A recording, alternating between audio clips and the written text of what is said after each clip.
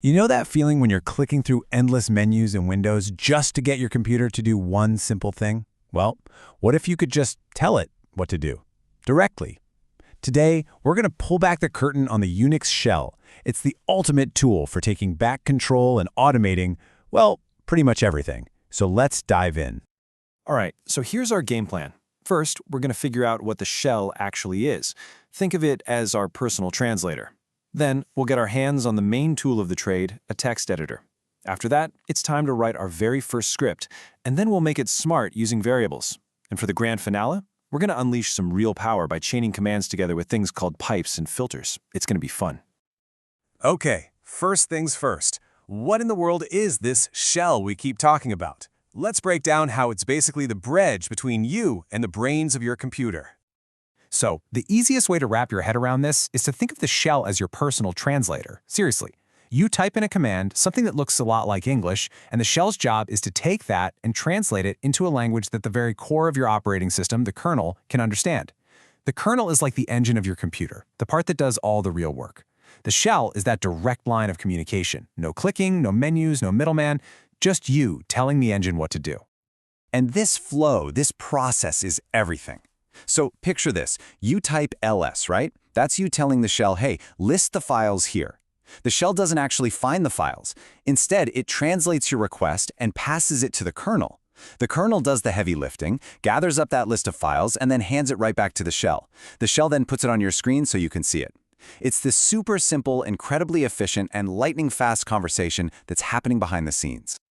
Now you might be thinking, is there just one shell? Nope, not even close. Over the years, a whole bunch of them have popped up. You've got the old-school Bourne shell, or shash. Then there's the super popular one, bash, which is probably what you're using if you're on Linux or a Mac. They all have their own little quirks and features, but here's the key thing. They all do the same fundamental job. They're all just translators. So, are you curious which translator you've got running right now?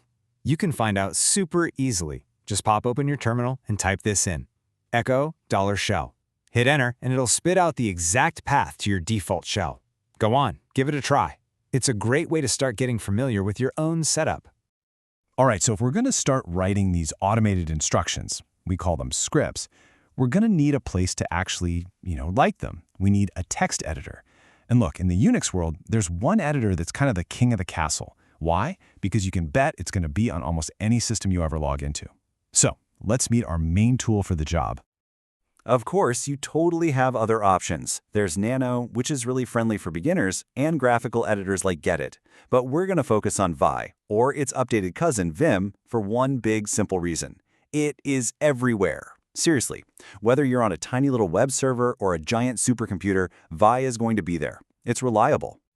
Okay, full disclosure, Vim can feel a little weird at first, and that's because it has these things called modes. When you first open it, you're in what's called command mode. This isn't where you type your script. Think of it more like your control panel. This is where you move around the file and give commands, like typing dd to just delete a whole line.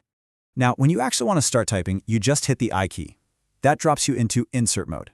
Boom. Now your keyboard works just like you'd expect it to. You can write your code, your notes, whatever.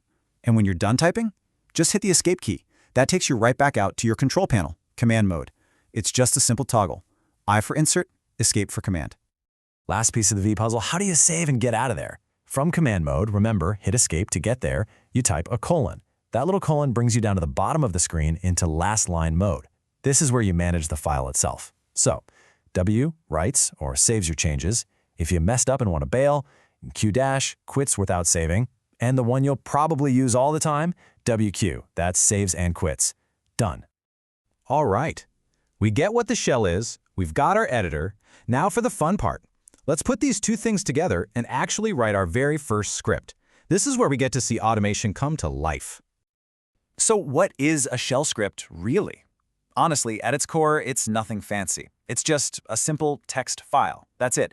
Inside that file is just a list of commands, the exact same commands you would type into your terminal one after another. So what's the point? It's all about automation. It's about saving yourself from doing the same boring, repetitive tasks over and over again. And getting your script to actually run is a super straightforward four-step deal. 1. Create the file. 2. Write your commands in it. 3. And listen up, because this one trips people up all the time. You have to give the file permission to be executed. We do that with a command called chmod.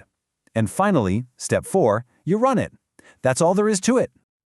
Okay, let's look at a real simple script. See that first line, the /bin/bash? That's called a shebang. It's a funny name, but it has a super important job. It tells the computer, hey, use the bash shell to run all the commands in this file. Simple enough? Next, echo enter your name. That just prints that question right onto the screen. Then we have read name. This is cool.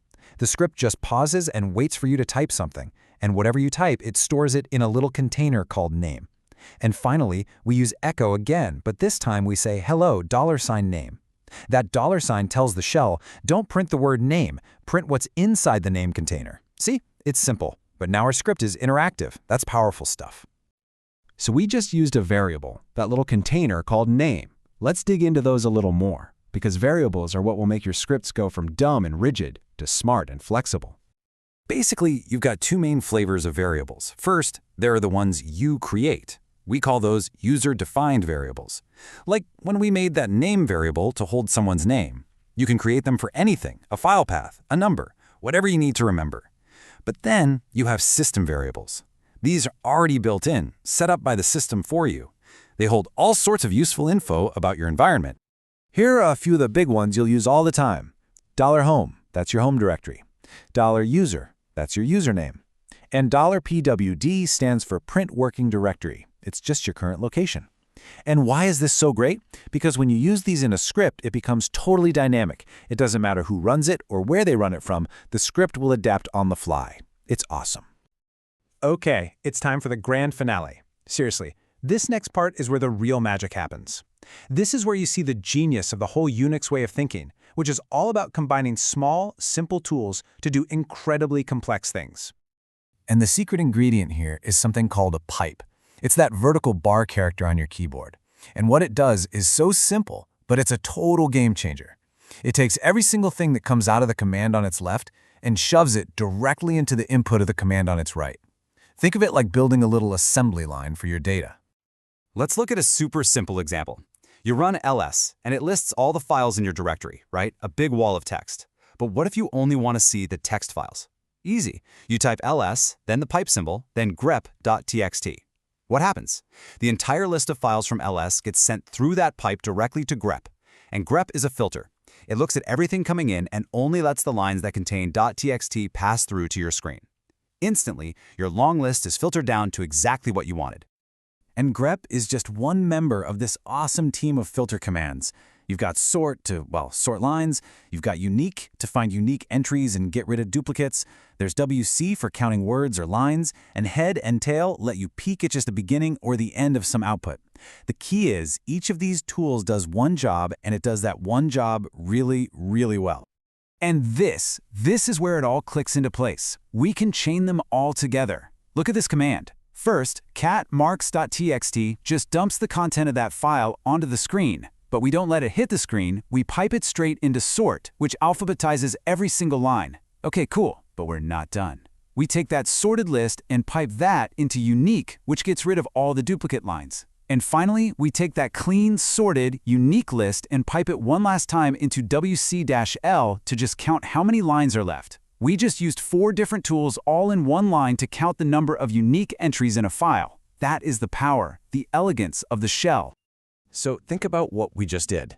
We went from typing one command at a time to building smart, automated scripts. We saw how you can connect simple little tools together to do some seriously complex work.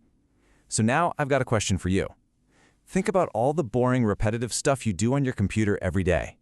What's the very first task you're going to automate?